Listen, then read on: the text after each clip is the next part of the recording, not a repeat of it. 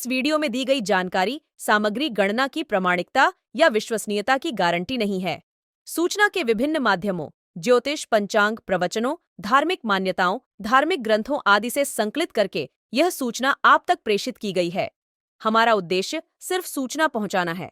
पाठक या उपयोगकर्ता इसे सूचना समझकर ही ले।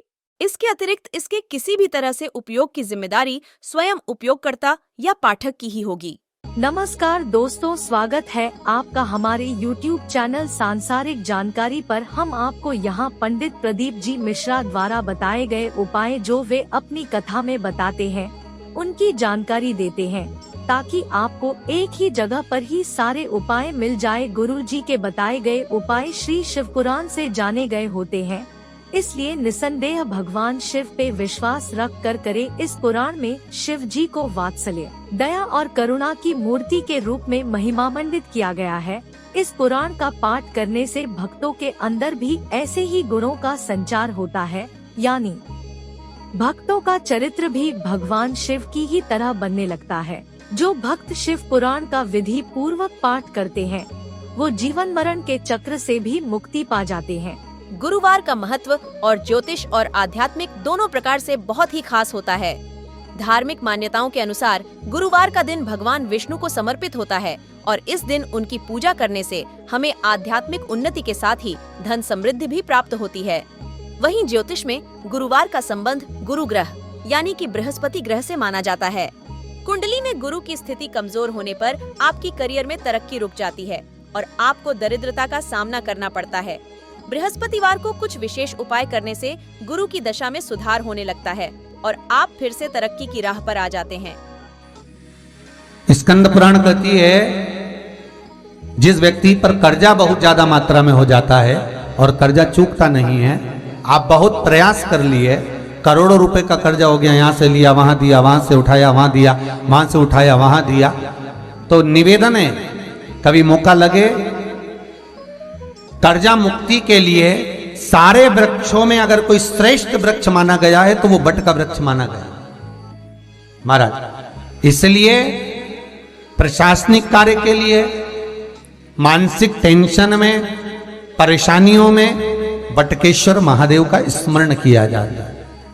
और यदि निवेदन करूंगा बहुत ज्यादा, यदि आपको कर्जा हो गया है, बहुत ज्यादा कर्जा हो गया और वो कर्जा चूक ही नहीं रहा, तो थोड़े दिन बड़ के पेड़ के नीचे आप बटकेश्वर महादेव के लिए 1 लोटा पानी, उसमें थोड़ा सा पिसा हुआ चावल पीस के गला लेना चावल को और पीस लेना, पीस के उस पानी में मिला लेना और मिलाकर उसमें थोड़ी सी हल्दी पिसी हुई डालकर बटकेश्वर महादेव के नाम से बड़ के पेड़ के नीचे अपनी कामना कर कर जो कर्जा हुआ है उस कर्जे का भान देते हुए, स्मरण देते हुए छोड़ दीजिए। महाराज 2 या 3 सोमवार एक ही जगह पर करना, 3 सोमवार बाद वहीं से बड़ के पेड़ की थोड़ी सी जड़ उठा लाना और उस जड़ को एक कोई धागे में बांधकर या तो अपनी गले में डाल लो या अपनी जेब में पटक लो, उसको थोड़े दिन पटक कर रखना, लगभग 2 से 3 महीना पटक कर रखो।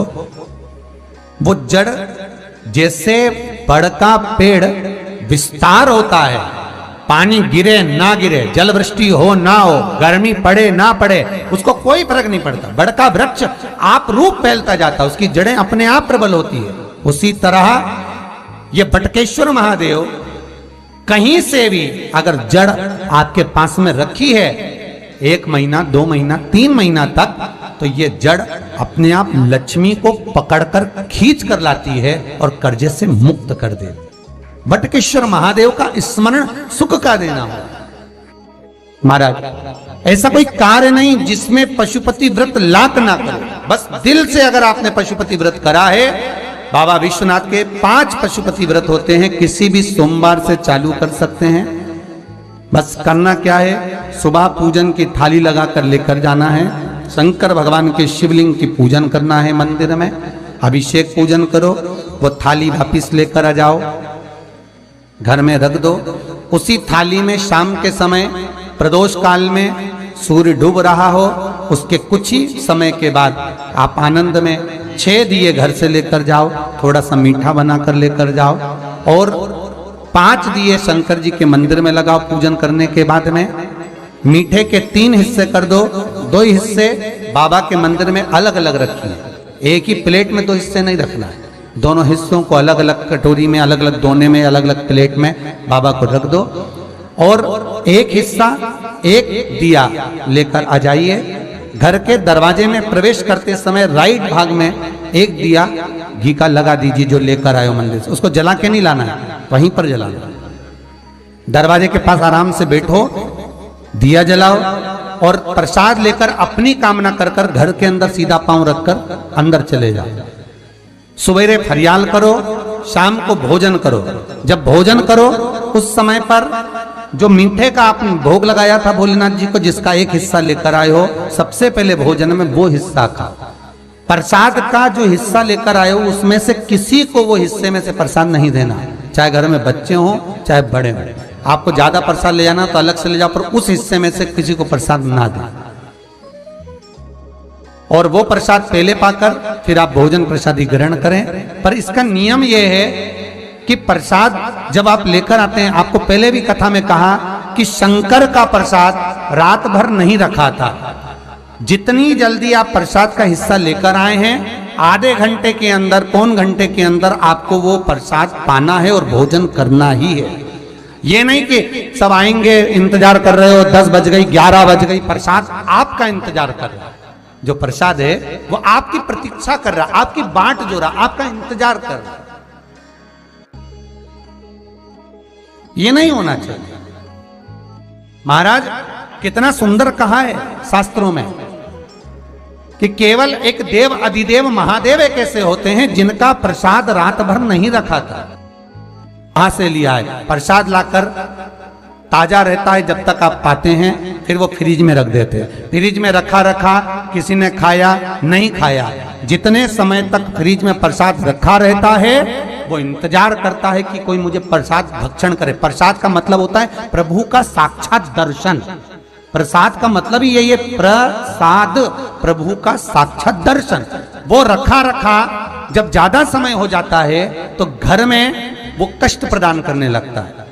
हमेशा याद रखो, प्रसाद जैसे ही आए उसका सही समय पर उसको पाओ। रखे हुए प्रसाद पड़ा हुआ है, फ्रिज में रखा हुआ है, बेटा खाएगा, बहू खाएगा, ये खाएगा, वो खाएगा, फिर धीरे धीरे वो बद्दुआ देना प्रारंभ कर देता है, जिससे घर में बड़ी बीमारी फैलने लगती है, बड़ा रोग आने लगता है। तो लोग सोचते हैं हमारे घर में ना तो हम कोई नशा करते हैं, ना हम कोई चीज खाते हैं, ना हम बाजार का खाते हैं, फिर रोग कहां से आता, फिर बीमारी कहां से आती? अर्थात वो बद्दुआ देता है।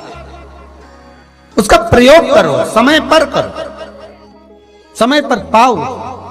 कई लोग कहते हैं महाराज जी हमारे ये बीमारी कहां से आ गई? जरा पत्रिका में तो कोई बीमारी नहीं दिख रही। हमने तो सबसे पूछा ये बीमारी का योग ही नहीं है, फिर बीमारी कहां से आई? ना तो हम कोई व्यसन करते हैं, ना कोई मद्रापान करते हैं, ना कोई मांसाहार, फिर ये बीमारी कहां? उसका कारण है कि तुम उस प्रसाद का लाकर महीनों तक पड़ा हुआ है, इंतजार कर रहे हो, खाएंगे खाएंगे, आखिरी में फिर वो काम वाली को दे दिया। काम वाली इतनी चतुर आज के जमाने की, बासी माल खाएंगे, अटक गई। कौन का बड़ा वो बद्दुआ।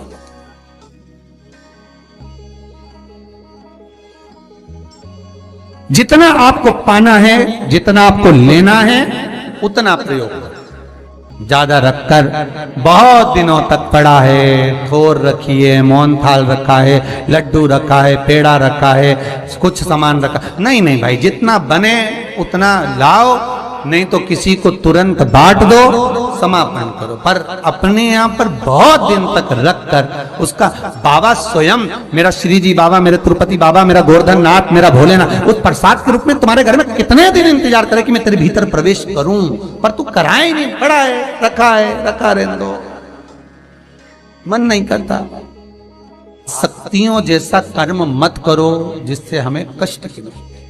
कई लोग कहते हैं हमने पशुपति व्रत करा, हमारा बहुत काम हुआ। कई लोग कहते हैं हमने करा पर हमको अभी तक उसका कारण है कि तुम बहुत देर तक प्रसाद को इंतजार करा रहे हो। तो बाबा भी आपको इंतजार करा रहा है, मेरा विश्वनाथ भी इंतजार कर रहा है। उस समय अवधि का भान होना चाहिए। निगाह हटी, दुर्घटना घटी, बस ध्यान रखो। हम कहते हैं कि हम पूजन करते हैं, हम पाठ करते हैं, हम अर्चना करते हैं, हम अनुष्ठान करते हैं, हम भगवान की सेवा करते हैं, फिर दुख हमको ही क्यों आता है? उसका कारण केवल इतना सा कि दुख हम खुद बुलाते हैं, दूसरा नहीं। हम स्वतः पशुपति व्रत 5 व्रत करो। 5 व्रत पूर्ण होने पर कई माताएं कहती है कि बीच में हमारे व्रत छूट जाते हैं रजस्वला धर्म के समय पर, तो व्रत तो करना पड़ेगा पर पूजन नहीं होगी और वो गिनती में भी नहीं आएगा। पर व्रत करना है पर गिनती में नहीं आएगा। मार पूजन भले मत करो, 7 दिन बाद आप जो व्रत करें वो अपने ऊपर है, पर गिनती में नहीं आएगा। व्रत करना पड़ेगा। गिनती में तब आएगा जब दरवाजे पर आप दिया लगाएंगे, जितने दिए आपने लगाए उसी गिनती में आएगा।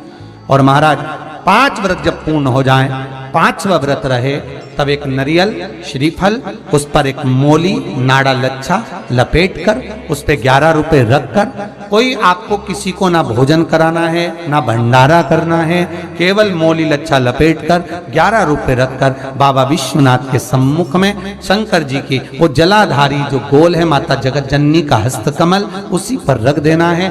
विनती कर देना, बाबा मेरी ये कामना से मैंने ये व्रत किया। जो पशुपति व्रत स्कंद पुराण में, लिंग पुराण में, नर्मदा पुराण में, शिव महापुराण में, पद्म पुराण के अंदर वर्णन किया, वो व्रत मैंने किया। बाबा मेरे इस व्रत को स्वीकार करना, मेरी कामना पूर्ण करना। बाबा को झोली पसार कर प्रणाम करो और अपने घर को चल जाओ। बस यही 5 व्रत का विधान। पशुपति व्रत ऐसा कोई काम नहीं जो ना हो, बस दिल से अगर व्रत किया है तो बाबा मनोकामना पूर्ण तो करे ही है। मनोकामना आप हमारे घर के, चाहे घर की धर्म पत्नी हो चाहे भांजे हो, कोई प्रॉब्लम होती है मुझसे कह देते पशुपति व्रत कर लो, हो जाए। बस पशुपति व्रत में आपका भाव शुद्ध होना चाहिए। निर्मल चित्त निर्मल मन सो मोहि पावा, मोहि छल छिद्र कपट ना भावा। निर्मलता के भाव में भगवान मिल सकता।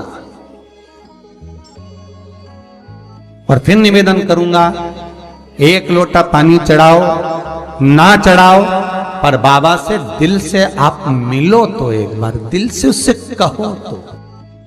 शिव शंकर का पशुपति व्रत केवल संसारिक मनुष्य ही नहीं करता, ये पशुपति व्रत देवता भी करते हैं।